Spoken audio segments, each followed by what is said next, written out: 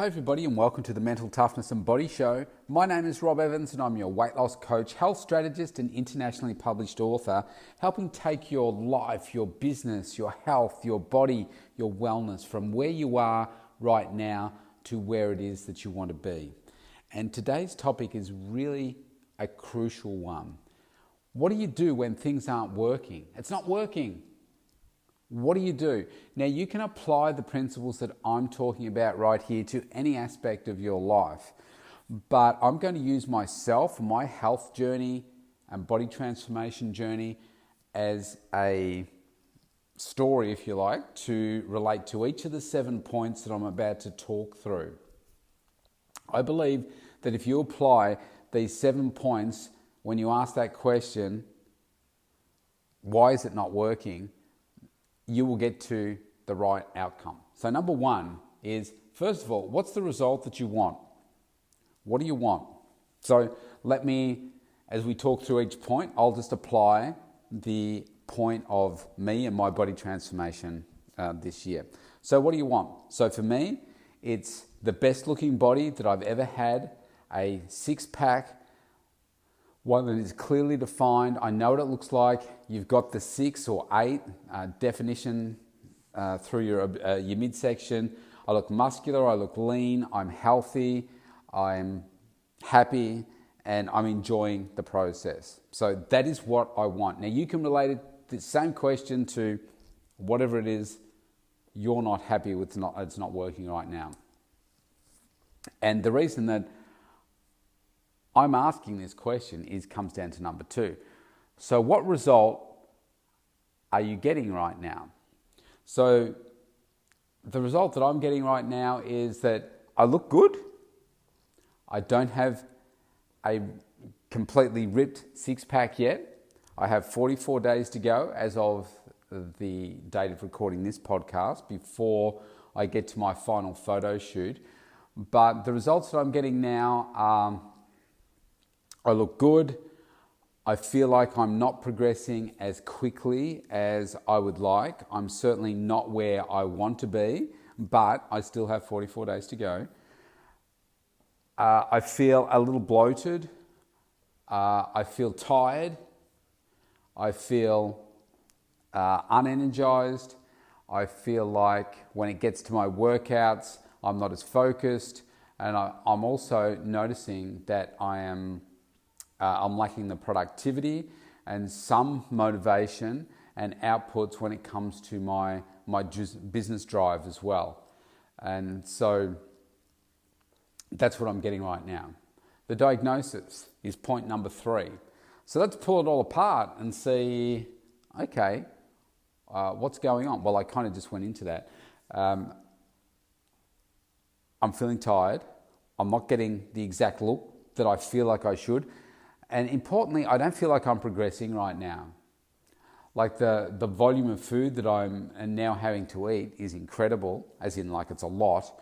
And it's leaving me feeling a little bloated.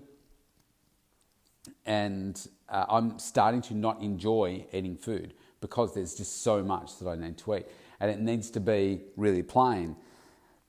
So for instance, just a chicken breast with maybe a few herbs sprinkled on it, and 3 cups of vegetables.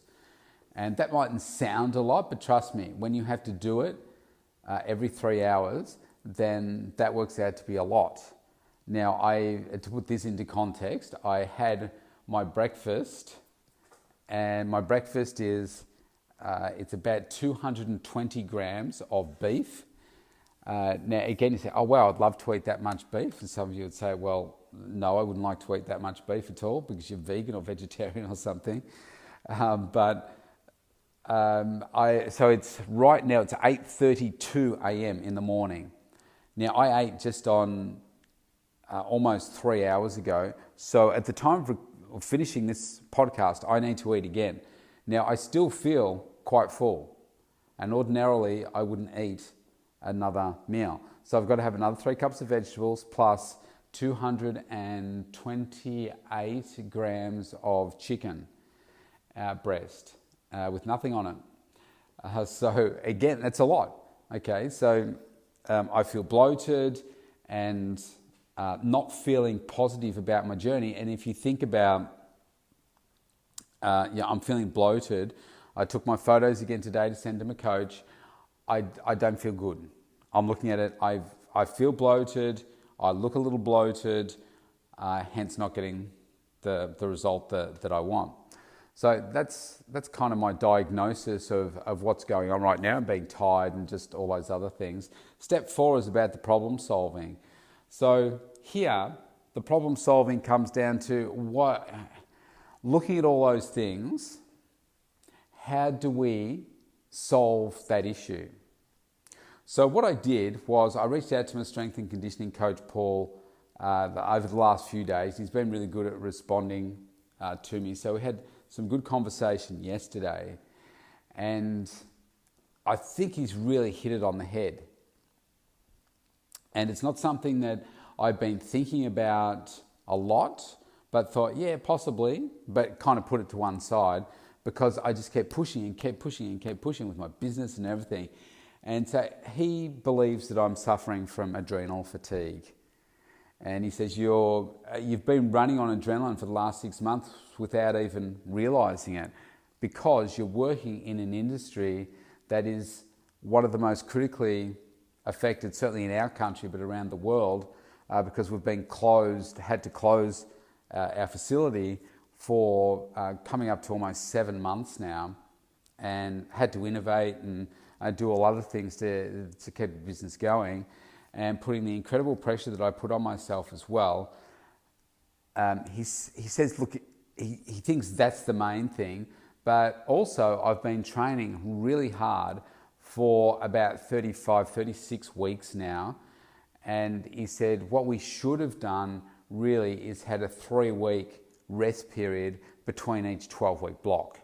So of course we haven't done that. I've had a couple of little layoffs, but and when we're talking about rest, we're just talking about maybe having a full week off from the gym, but then getting back into the gym and just doing a different type of workout, not where you're pushing hard for PBs every week.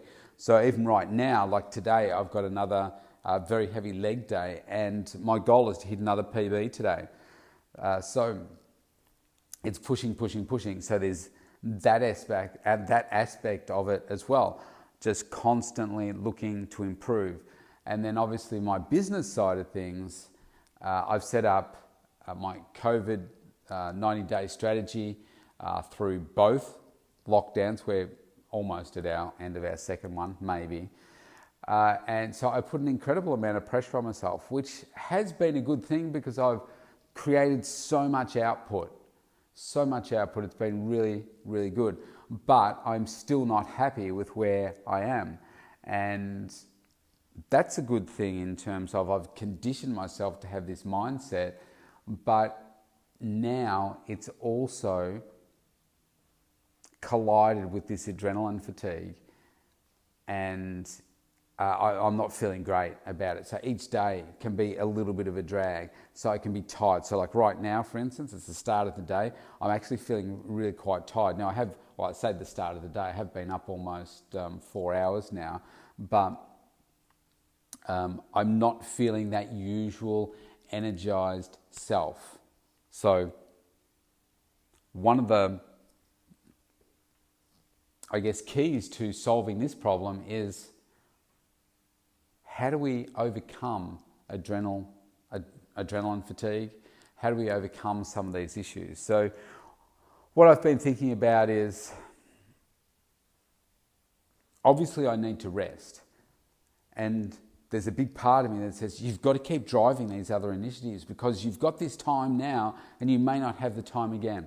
But I also realize that I can't keep pushing myself the way that I am. Otherwise, I'm going to get a different outcome. Otherwise I'm going to get the same outcome if I keep doing it.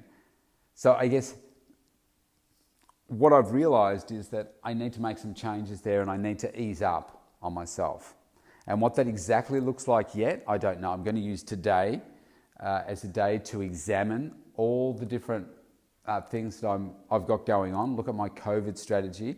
And I've got 44 days to go as of now. And I'm going to come up with a different strategy for the next 44 days to see what it is that are essential things that I need to do, what are those things that I would like to do, what are those things that can wait, and making sure that I put a high priority on taking a lot more time out of my business so that I can just rest and recover. And whether that is doing some reading, or whether it's sleeping, or whether it's just doing some other things that I wouldn't normally do because I've put so much pressure and I've been working so hard, I need to do things differently. Otherwise, I'm going to get the same result as I was before, and it could end up much worse because adrenal fatigue can, like it's a real thing, it can lead to some real health concerns, and I've got to just listen to the signs, which are there big time right now, and I need to do things differently. So that's step 4 about problem solving. Now that may look completely different for you in other areas of what's not working for you, but the key thing is you've got to spend the time and work out how are you going to solve this problem. Step 5 is about some measures. So what are some measures that you can put in place to make sure that this new plan that you're going to put in place is going to work? How do you know whether it's working or not? So for instance, let's just say that you have a rain gauge. You've created this new rain gauge, and unless you measured it, unless you checked what was in the rain gauge each time, how would you know whether it's actually capturing water or not? So you need to have some sort of measure to make sure that this is working. So for me, what I'm going to be doing is every day I journal what it is that I'm eating. I'm taking photos once a week. I'm posing in front of the mirror, which I know this sounds weird, but I need to pose in front of the mirror to help get the muscles used to holding, contracting, holding a position. I need to do that 5 times a week for 20 minutes at a time so that I can just practice, and so I look good for the final photos. And so each day that I do that, I can see what the changes are or no change.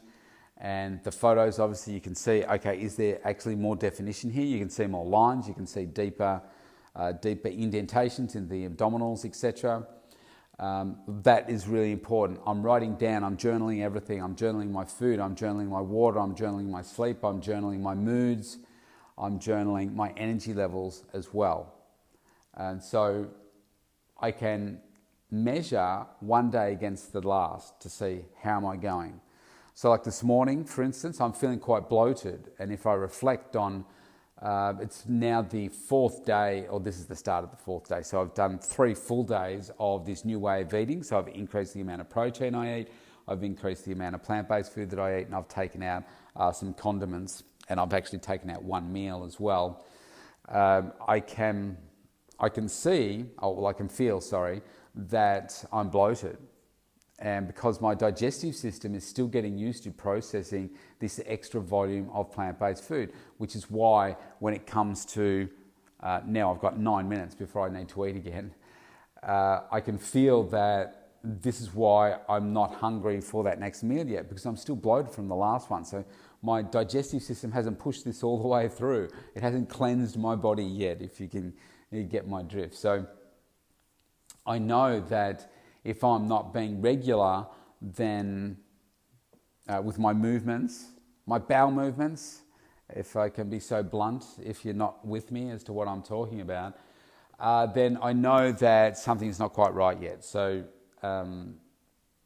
it's only been a slight, I'd say it's a slight change, but I eat a lot of vegetables, but I'm probably eating them a little bit differently now, and that's just had an impact on my digestive system, and it's just waiting to kick in. So sometimes it can take 4 or 5 days for that to happen. So so they're all the ways that I'm going to measure, okay, how these the problem or the solutions to the problems are going to work.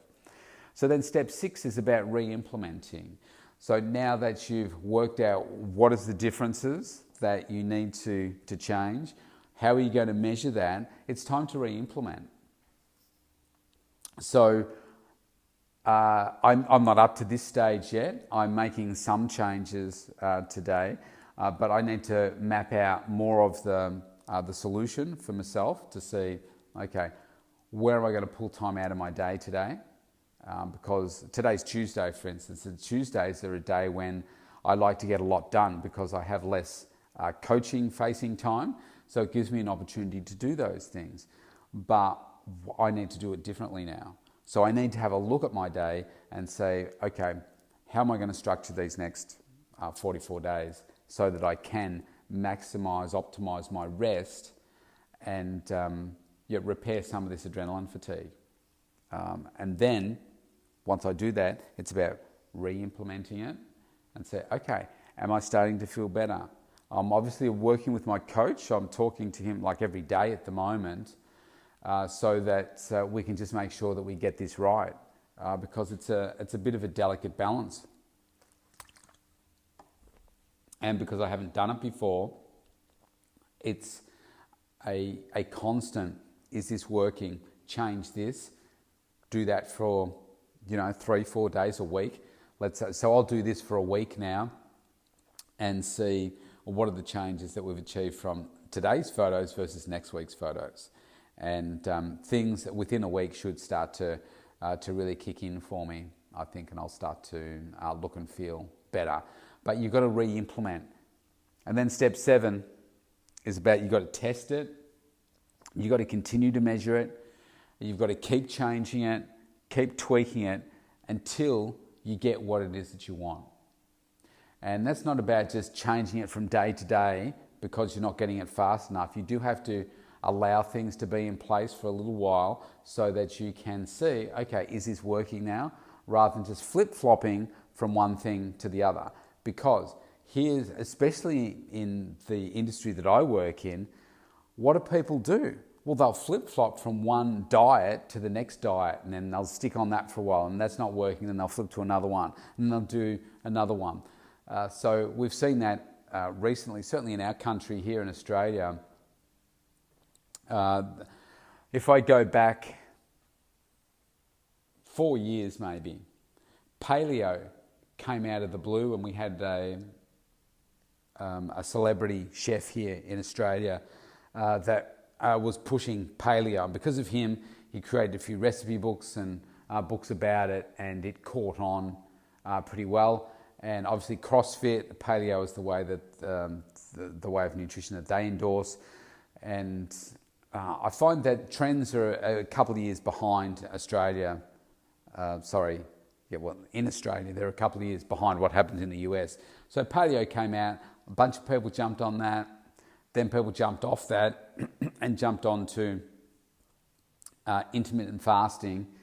And intermittent fasting copped a lot of good press and bad press, and then there's people still doing it, and there's lots of different forms of the intermittent fasting. And then people have jumped on that, off that onto, say, keto. So keto, high protein, low carbohydrate type of diet. And now I'm starting to see people go from keto to something like veganism. Like veganism has been something that's over the last 12 months has gained a lot of notoriety here in Australia. A lot of it driven by some vegan movements here in Australia that have disrupted traffic in the city and protested and done all these kinds of things. So it's gotten more attention over the last 12 months. So people just flip-flop from one thing to the other, thinking that, well, I'll just go, that one didn't give me the result, but this one will. What these people often don't do is find something that's going to be sensible for them, something that's going to work for them long term. Now, what I'm doing for myself here, I'm aiming to get this six-pack and like single-digit body fat percentages, and being super lean. whether I choose to stay this way or not. I mean, our bodies aren't designed to maintain a super low body fat percentage, like 4, 5, 6% body fat. We're not designed to have that level of body fat for a long period of time. It's not healthy to have it for that period of time. So I've got to work out what's where I'm going to go to after this. But the point is that you keep testing, measuring, and I can't have a DEXA scan at the moment to test my body fat percentage. But hopefully by the time it gets to my photo time, I will be able to go back in and get one and see where I have finished up. But obviously that's a key measure of where I'm going to be at. But for right now, another week, let's see how these results are going. The bloating should disappear. I keep looking at the photos. We make some further changes from there. And effectively, I've got 5 more weeks to keep making some changes to get to the outcome that I want. But we've got to keep testing, measuring, tweaking, re-implement, and keep on going. Now, obviously today I've used my body as an example here, but you can see how you can do that with any aspect of your business, relationships, anything. You can pull apart what is the result that you want, what is the result that you're getting now, and then there's a gap, right? You're going to have a gap between what you want and what's the result you're getting right now, because we've determined that it's not working. And then that's step 3, the diagnosis. What is that gap? Step 4 is this is like brainstorming, the problem solving. What are you going to do to come up with a solution to get over this problem? Because there is always a solution. You may be just not thinking about what that is right now. Step 5 is about putting in place some measures so that it's not just a feeling of whether there's any change. Because you've got a gap, yes, but we need to be able to put some measures in place to say, well, are you closing that gap or is it getting further apart? And then what you need to do is you need to re-implement. You've come up with the problems, we've come up with the measures, re-implement those new processes, actions, put them in place. And then step 7 is about continue to test, continue to measure, and continue to make changes until you get what it is that you want. And I guess step 8 is never stop. Don't stop. You've got to keep going forward because it's not working. Something's not working. And if it means that much to you, you can't ever stop. But unless you have some logical sequence, like these 7 steps that I've just gone through, you are not going to uncover a different position. You'll just always be in the same place. And you'll just say, it's not working, I'll forget that, I'll just do something else instead. And that's not the right approach. Because at some point, you're going to have some regret and say, well, yeah, I was never able to do that. And for me, these last 32 years have come down to this year for me because I've always wanted that 6-pack. Well, actually, that's not true. When I first started, I just wanted to get bigger. I wanted to get stronger and more muscular. I wasn't necessarily thinking about the 6-pack at that point, but I haven't achieved what I want to achieve this year ever. And it's a case in point to prove to myself of what the human spirit is capable of, what I am capable of. Of course, there are plenty of other people out in the world that have 6-packs, but I haven't achieved it for myself before in the way that I want to. And so this is my time. And there are no excuses, and I will not stop. But there are some things I'm doing right now that aren't working. So I'm following this model to get a better outcome. I will keep you updated. Wherever you are in the world, stay safe, and I will see you tomorrow. Bye for now.